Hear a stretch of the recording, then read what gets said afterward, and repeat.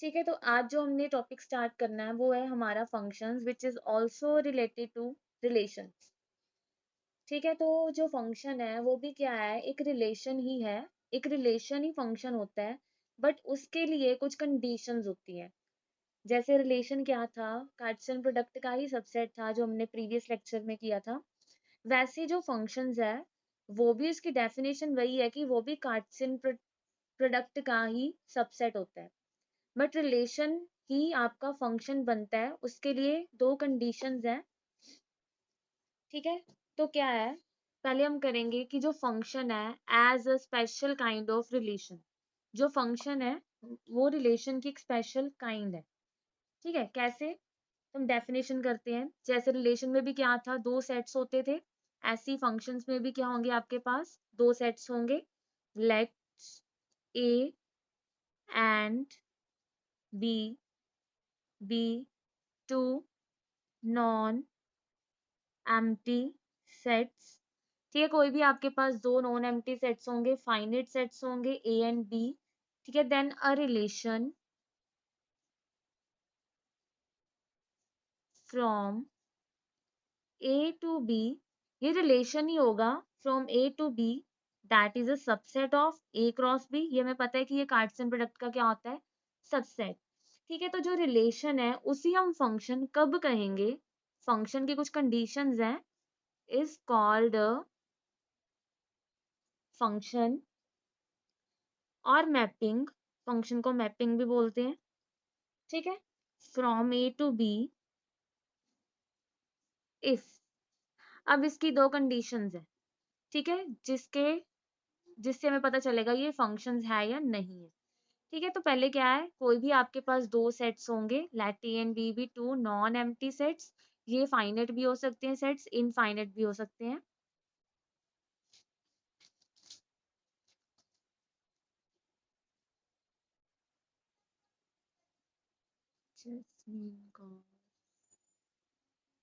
हाँ जी, तो ये सेट्स हैं जो फाइनाइट भी हो सकते हैं, इनफाइनाइट भी हो सकते हैं।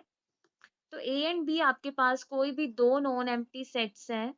ठीक है, अ रिलेशन है फ्रॉम ए टू बी, जो सबसेट होता है ए क्रॉस बी का, उसी को हम फंक्शन बोलेंगे। पर कब बोलेंगे, तो फर्स्ट कंडीशन है आपकी, for each element of A, each element हमने लेट कर लिया, जो एलिमेंट है वो ए का नाम दे दिया। ठीक है, for each element A belongs to A. ए हमें पता है जो ए होती है वो डोमेन होती है, जो बी होती है वो रेंज होती है। ठीक है, तो डोमेन के हर एक एलिमेंट के लिए, for each element A belongs to A क्या है, जहां से जहां तक सेट है आपका, ए आपका डोमेन होता है ना। जो फर्स्ट है सेट वो आपका क्या होता है, डोमेन।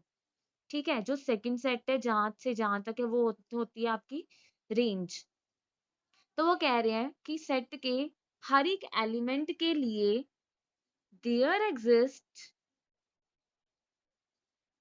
एक एलिमेंट उसकी रेंज में पड़ा होना चाहिए। ए के हर एक एलिमेंट के लिए, रेंज के सेट में डोमेन के हर एक एलिमेंट के लिए रेंज में कोई ना कोई एलिमेंट पड़ा होना चाहिए, such that a comma b आपका ऑर्डर्ड पेयर बनेगा। वो किसको बिलोंग कर जाएगा फिर, फंक्शन को। मतलब जो ए कॉमा बी है, देखो फंक्शन है वो रिलेशन ही है एक तरह के, तो इसका जो एलिमेंट्स हैं वो भी ऑर्डर्ड पेयर में ही होंगे। जैसे रिलेशन के एलिमेंट्स किस में होते थे, ऑर्डर्ड पेयर्स में, वैसे फंक्शन के एलिमेंट्स भी किस में होंगे, ऑर्डर्ड पेयर्स में होंगे। ठीक है, तो कोई रिलेशन फंक्शन कब बनेगा, उसकी फर्स्ट कंडीशन है कि उसके डोमेन के हर एक एलिमेंट के लिए रेंज में कोई ना कोई एलिमेंट एग्जिस्ट कर रहा होना चाहिए। ठीक है, तभी हम कहेंगे कि जो ए कॉमा बी है वो फंक्शन में बिलोंग करता है। अगर ए का कोई भी एलिमेंट रह जाता है, हम एग्जांपल में करेंगे आपको समझ आ जाएगा। अगर डोमेन का कोई भी एलिमेंट रह जाता है कि उसका कोई भी एग्जिस्ट नहीं कर रहा, रेंज में कोई भी एलिमेंट उसके लिए एग्जिस्ट नहीं कर रहा, तो हम वो उसको फंक्शन नहीं बोलेंगे। तो वो ए कॉमा भी फंक्शन में नहीं जाएगा। ठीक है, इसको एग्जांपल में करेंगे, आपको अच्छे से समझ आ जाएगा कि ये क्या कह रहे हैं। तो सेकंड पार्ट ये है, अगर कोई ऑर्डर्ड पेयर है जो फंक्शन में बिलोंग कर रहा है, मतलब ए कॉमा बी फंक्शन का एलिमेंट है, एंड ऐसे ही मान लो ए कॉमा सी भी फंक्शन का एलिमेंट है। तो ये कब पॉसिबल होगा? ए कॉमा बी भी फंक्शन में हो, ए कॉमा सी भी फंक्शन में हो, ये कब पॉसिबल होगा? इफ बी इक्वल टू सी, मतलब ऐसे कोई दो एलिमेंट्स होंगे ही नहीं, होगा तो एक ही एलिमेंट होगा जिसमें जो फर्स्ट वाला एलिमेंट है वो सेम होगा।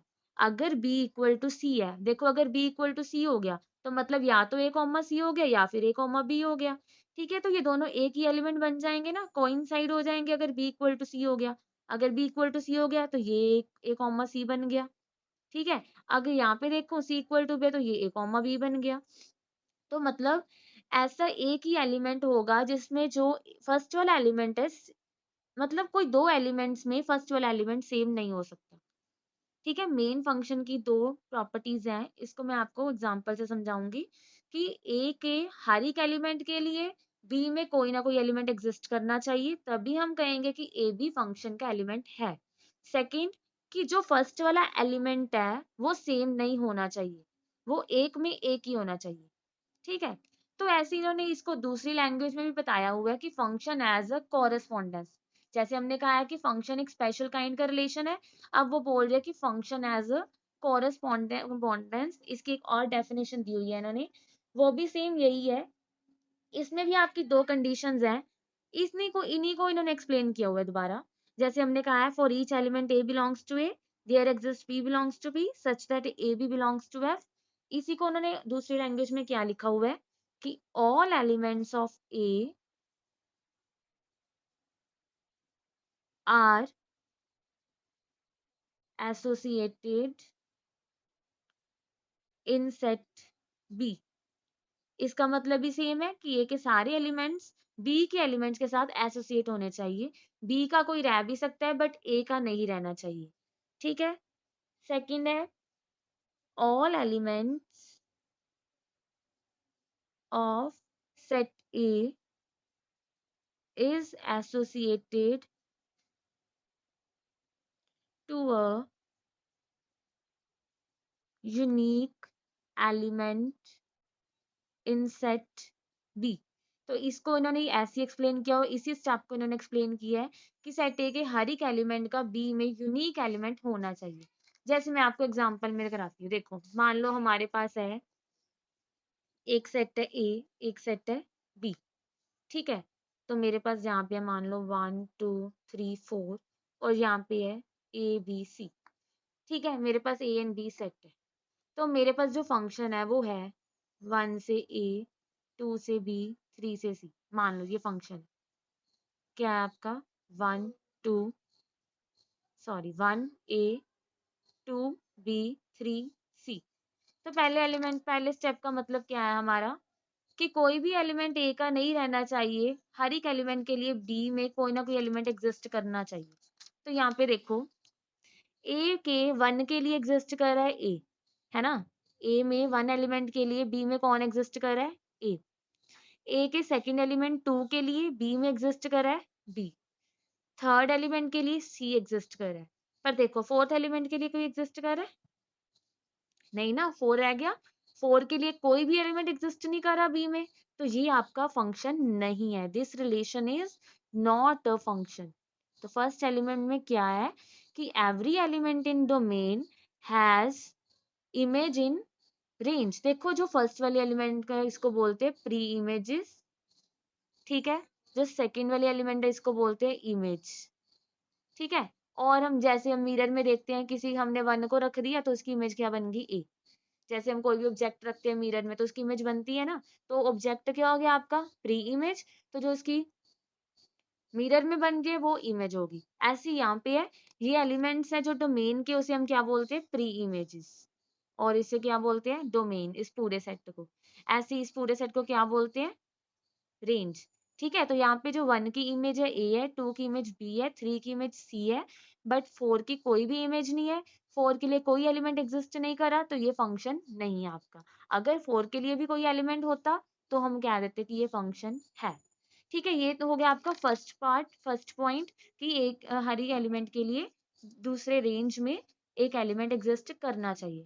अब सेकेंड पार्ट की एग्जाम्पल हम लेते हैं कोई भी, जैसे यही ले लेते हैं। यहाँ पे हमारे पास 1 2 3 4, यहाँ पे है ABCD, ठीक है। तो ये 1 है, मान लो ये आपका फंक्शन है, यहाँ पे एक और एलिमेंट है, मान लो E, ठीक है। तो ये हमारा फंक्शन क्या बनेगा, ये भी मान लो A है, ये B है। तो यहाँ पे हमारा जो फंक्शन है वो क्या बनेगा, 1 की इमेज A, 1 की इमेज B, 2 की इमेज C, 3 की इमेज D, 4 की इमेज E, ठीक है। तो पहले अब इसमें फर्स्ट वाला एलिमेंट लगाओ, लग रहा है। ए के हर एक एलिमेंट के लिए इमेज है, यस। 1 के लिए ए है, 2 के लिए सी है, 3 के लिए डी है, 4 के लिए ई है।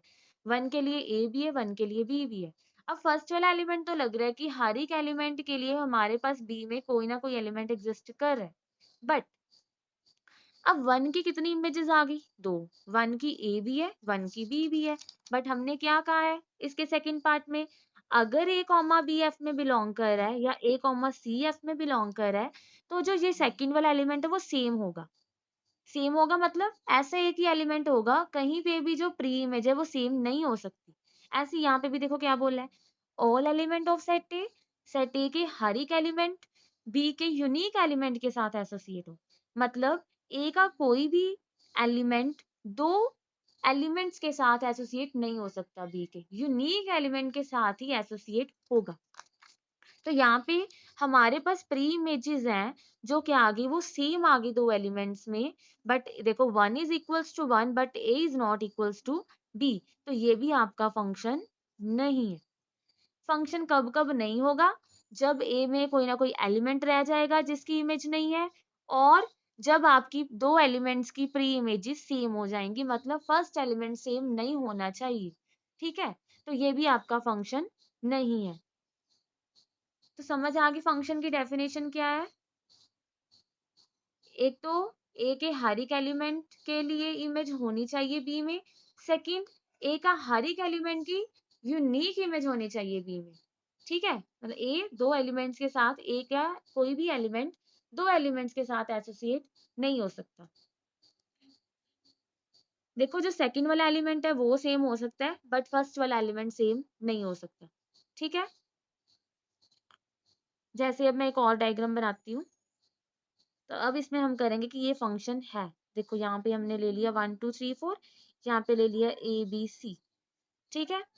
तो 1 की ए ले ली, 2 की बी, 3 की बी, 4 की सी, ठीक है। तो ये अब हमने फंक्शन ले लिया। तो अब देखो यहाँ पे क्या बन गया, 1 की ए है, 2 की बी है, 3 की बी है, 4 की सी है, ठीक है। तो यहाँ पे पहले तो देखो ए के सारे एलिमेंट्स के लिए बी में कोई ना कोई एलिमेंट एग्जिस्ट कर रहा है, कर रहा है। और देखो 1 की ए है, 2 की बी है, 3 की बी है, 4 की सी है, तो ये आपका फंक्शन है। This relation is a function, ठीक है। ये वाला रिलेशन आपका फंक्शन है। सेकंड एलिमेंट सेम हो सकता है but first element should not be same, first element same नहीं होना चाहिए, तो वो आपका फंक्शन नहीं होगा, ठीक है। तो ये होगी आपकी फंक्शन की डेफिनेशन, और फंक्शन है क्या, नहीं है क्या, नहीं क्या है, कौन है और कौन नहीं, ठीक है। तो अब हमने करना है domain, codomain and range of a function. ये आपकी सेम रिलेशन के जैसी हुई है। जो फर्स्ट वाले एलिमेंट्स है वो क्या होंगे आपकी, डोमेन। तो हमने करना है domain, range and codomain of a function, ठीक है। तो डोमेन वही है जो फर्स्ट कंपोनेंट्स होंगे ऑर्डर्ड पेयर्स के, ठीक है। जैसे f from a to b आपका फंक्शन है, इज अ फंक्शन। तो जो ए सेट है आपका वो क्या होगा, डोमेन, ठीक है। डोमेन ऑफ एफ क्या होगा आपका, ए सेट। और जो रेंज ऑफ एफ है या फिर कोडमेन, उसको हम बोलेंगे कोडमेन। कोडमेन ऑफ एफ क्या होगा, बी। देखो ये जो पूरा सेट होता है ना, ये कोडमेन होता है। जो सेकंड वाला एलिमेंट आता है वो आपकी रेंज होती है, ठीक है। हम एग्जांपल में करते हैं, जो सारी इमेजेस आती है ना वो आपकी रेंज होती है। रेंज क्या होती है,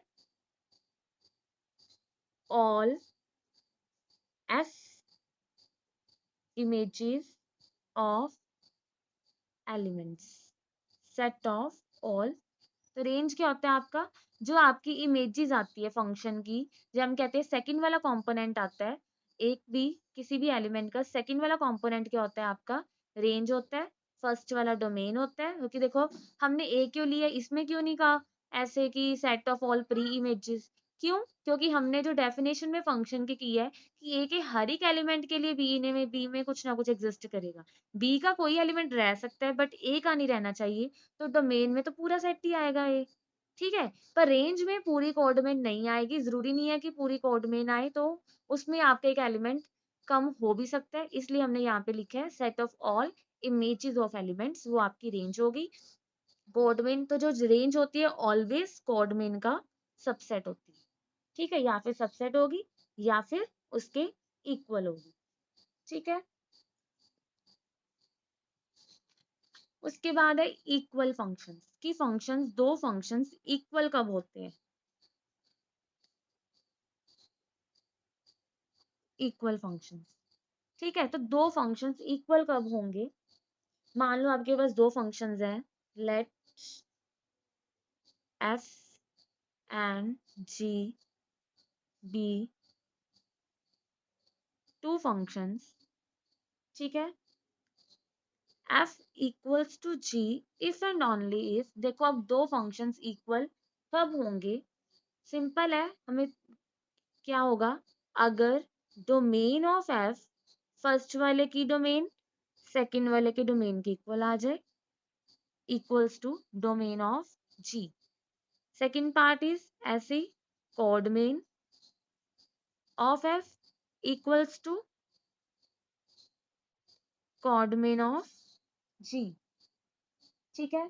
तो हम कहेंगे मतलब जो F X equal to ji X है, मतलब अगर हम इसमें कुछ भी डोमेन का एलिमेंट डाल रहे हैं तो इन दोनों की वैल्यू सेम आनी चाहिए for all x belongs to domain, ठीक है। क्या है, तो डोमेन, दोनों के डोमेन सेम हो, दोनों के कोडोमेन सेम हो, और जब हम एफ और जी को रिप्रेजेंट करें तो दोनों की इमेजेस भी सेम हो, मतलब रेंज भी सेम हो, एफ एक्स मतलब इमेज ही होगी ना, तो अब एफ एक्स की एक्स क्या होती है, डोमेन, देखो इसको हम और कैसे लिख सकते हैं, एक्स को क्या बोलते हैं, प्री इमेज, जब इसको हम एफ में डालते हैं तो ये जो आपकी एफ एक्स बन जाती है, ये क्या बन जाती है आपकी रेंज, मतलब इमेज, इमेज बन गई तो सेट ऑफ इमेजेस क्या बन जाएगा, रेंज, मतलब डोमेन भी इक्वल हो, कोऑर्डिनेट भी इक्वल हो, रेंज भी इक्वल हो, ठीक है।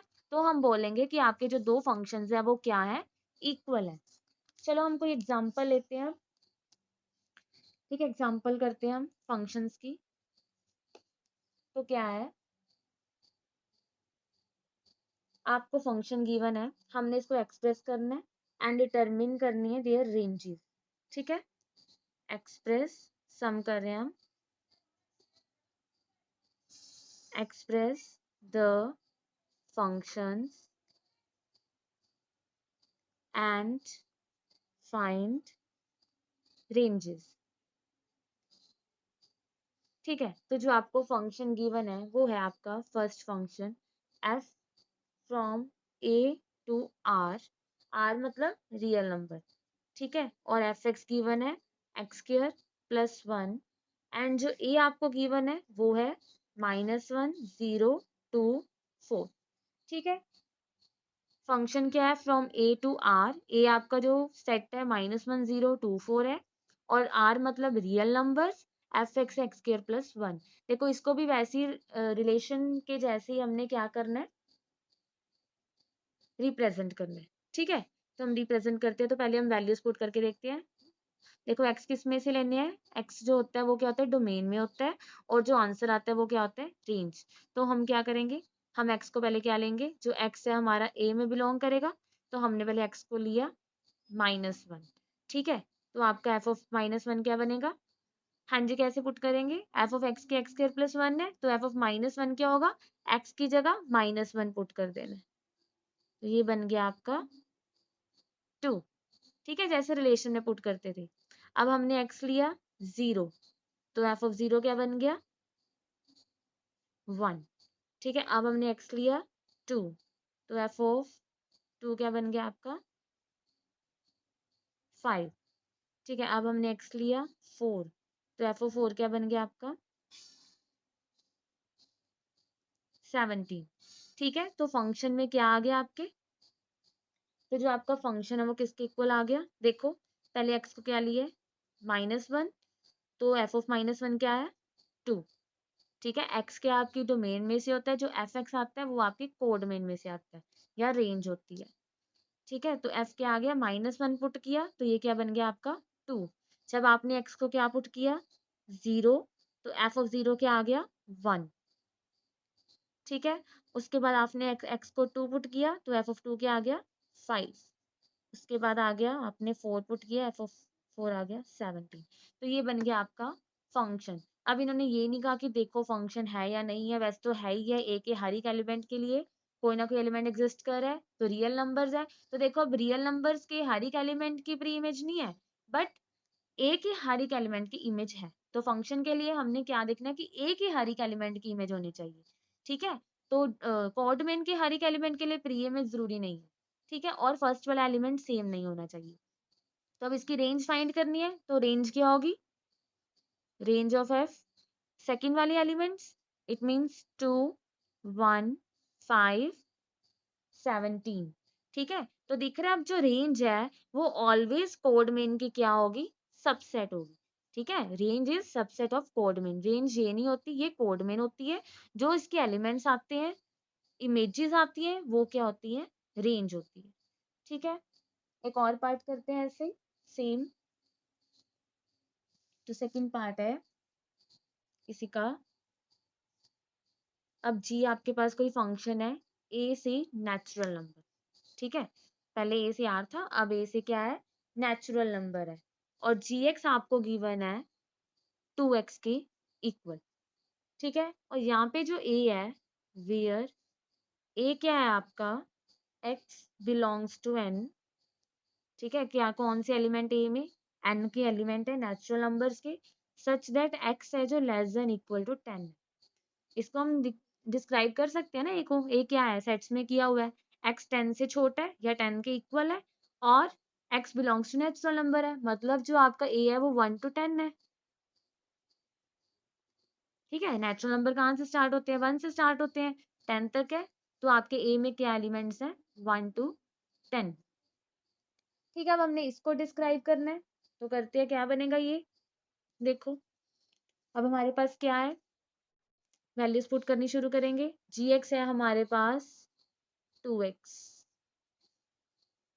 ठीक है, जी एक्स है हमारे पास 2x, तो पहले हमारे पास a क्या है, जो x है वो किस में से है, a में से है, तो पहले x को क्या पुट करेंगे 1, तो ये क्या बन गया 2।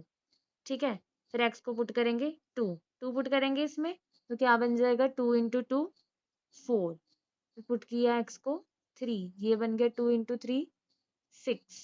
ठीक है, ऐसे क्या पुट किया 4, तो ये बन गया 2 इंटू 4 8। ऐसे ही हम लास्ट वाला पुट कर देते हैं 10, तो ये बन जाएगा 2 इंटू 10 20।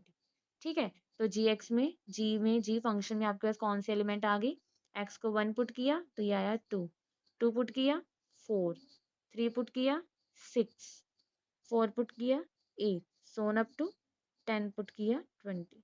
तो ये आ गया आपका जी एक्स, और इसकी जो रेंज है वो क्या आ जाएगी 2 4 6 8 10 12 सोन अप टू 20। ठीक है, अब देखो जो इसकी रेंज थी, इसी कोड में नेचुरल नंबर है, रेंज क्या है 2 से 20 तक, इवन नंबर्स 2 का टेबल 20 तक, या कह दो 2 के फर्स्ट 10 मल्टीपल्स आए हैं, तो ये जो रेंज होती है वो ऑलवेज क्या होती है कोड में इनका सबसेट होती है। ठीक है, तो ये तो था आपके फंक्शन को आपने कैसे डिस्क्राइब करना है, as it is same to same relation के जैसे ही डिस्क्राइब करना है। आपको कोई दो सेट गिवन होंगे, कहाँ से कहाँ तक फंक्शन है, और जैसे आपको रिलेशन गिवन होता था वैसे आपको फंक्शन गिवन होगा, हमने उसके हिसाब से फंक्शन को डिस्क्राइब करना है। ठीक है,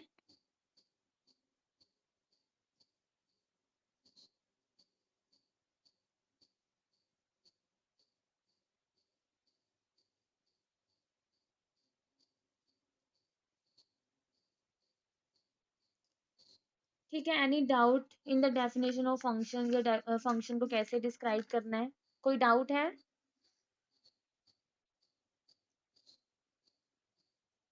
अगर नहीं है तो हम आगे करते हैं फिर। किसी चीज में अगर कोई डाउट है देन आस्क मी नाउ।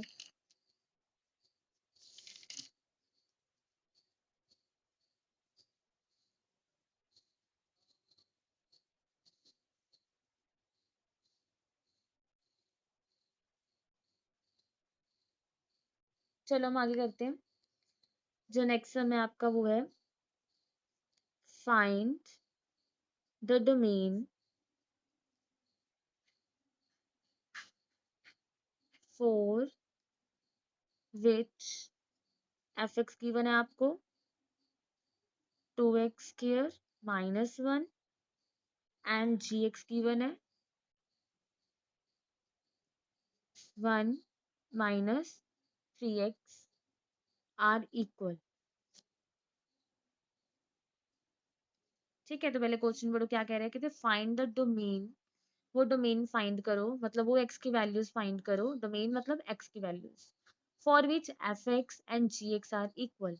जिस पे f x and g x की वैल्यूज क्या आएंगी, इक्वल आएंगी। जिन वैल्यूज पे ये दोनों फंक्शंस क्या हो जाएंगे, इक्वल हो जाएंगे, वो वैल्यूज हमने फाइंड करनी है। ठीक है, तो हमें ये गिवन है कि ये दोनों फंक्शंस क्या है, इक्वल है। ठीक है, तो गिवन क्या है आपको, तो आपको गिवन है f x equals to ji x, that is 2x square -1 equals to 1 -3x।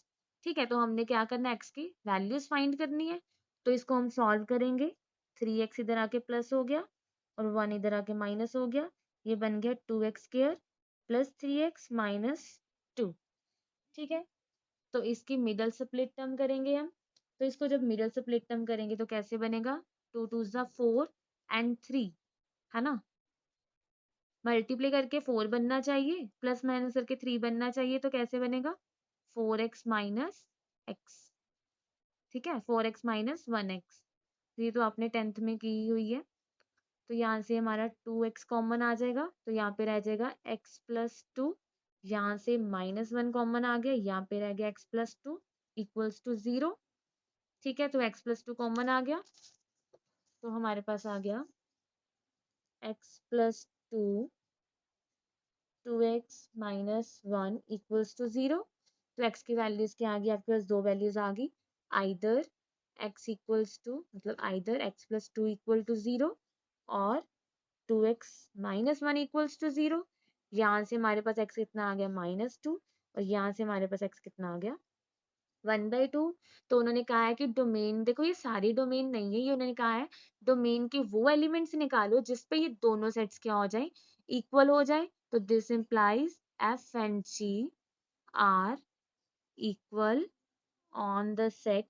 किस सेट पे इक्वल होंगे वो, -2 एंड 1/2। सिर्फ इन दो वैल्यूज पे एफ एक्स और जी एक्स आपके क्या हो जाएंगे, इक्वल हो जाएंगे। ठीक है, तो नेक्स्ट सम करते हैं हम। देखो नेक्स्ट सम है, बिल्कुल सिंपल है। आपको फंक्शन गिवन है,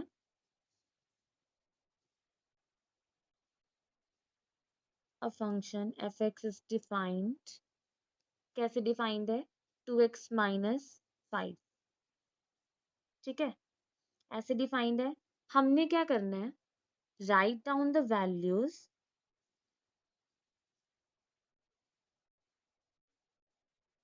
ऑफ, हमने वैल्यूज निकालनी है। First part F of 0, second is F of 7, third is F of -3। बिल्कुल सिंपल है। एफ ऑफ एक्स आपको गिवन है 2x -5। अब ये कहाँ से कहाँ तक का है, मतलब ये रियल से रियल होगा या जैसे भी होगा। ठीक है, तो ये फंक्शन आपको गिवन है 2x -5। हमने इसकी वैल्यूज निकालनी है। तो फर्स्ट एफ ऑफ 0 किसके इक्वल आएगा, एक्स की जगह क्या पुट कर देना है, 0, है ना। तो क्या बन गया -5। सेकेंड है जो, उसमें हमने क्या निकालना है, एफ ऑफ 7। तो एक्स की जगह क्या पुट कर देना है, 7। ये हो गया 14 -5 9। ठीक है, third one is F of -3। इसमें क्या पुट कर देना है, -3। तो ये बन गया आपका -11। ठीक है, सिंपल था ये बिल्कुल, कुछ भी नहीं करना था, फंक्शन आपको गिवन है, आपने क्या निकालनी थी? वैल्यूज़ निकालनी थी। ठीक है, ऐसे ही सम और है जो इम्पोर्टेंट है, आपके एग्ज़ाम्स में भी आ जाता है ये sum. F of X equal to X square आपको गिवन है, तो हमने फाइंड करना है F of 1.1 minus F of 1, ये चीज़ हमने फाइंड करनी है। ठीक है? तो वैसे ही पहले वैल्यूज़ निकालनी है, वैल्यूज़ निकालो। एफ ऑफ एक्स आपको गिवन है एक्स स्क्वायर, तो एफ ऑफ 1.1 क्या होगा? 1.1 की स्क्वायर दैट इज़ 1.21। ठीक है? तो इसमें वैल्यूज़ पुट करो जो हमने निकालना है। एफ ऑफ 1.1 कितना आ गया? अब अगर F of x x square है तो एफ ऑफ 1.1 क्या होगा? 1.1 की स्क्वायर। एफ ऑफ 1 क्या होगा? एक्स की जगह 1 पुट कर दो, 1 की स्क्वायर और नीचे 1.1 माइनस 1, ये बन गया आपका 1.21 माइनस 1 अपॉन 0.1। ठीक है?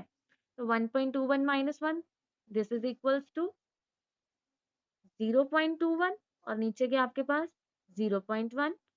ठीक है, डेसिमल हटा लो तो ये क्या रह जाएगा आपका, नीचे आपका 100 लग गया, ऊपर 10 लग गया, तो ये बन गया आपका 2.1। ठीक है, तो ये जो आपका क्या आ गया, F of 1.1 minus F of 1 upon 1.1 minus 1 की वैल्यू कितनी आ गई? 2.1। ठीक है, तो ऐसे आपने क्या करना है, फंक्शंस की वैल्यूज पुट करनी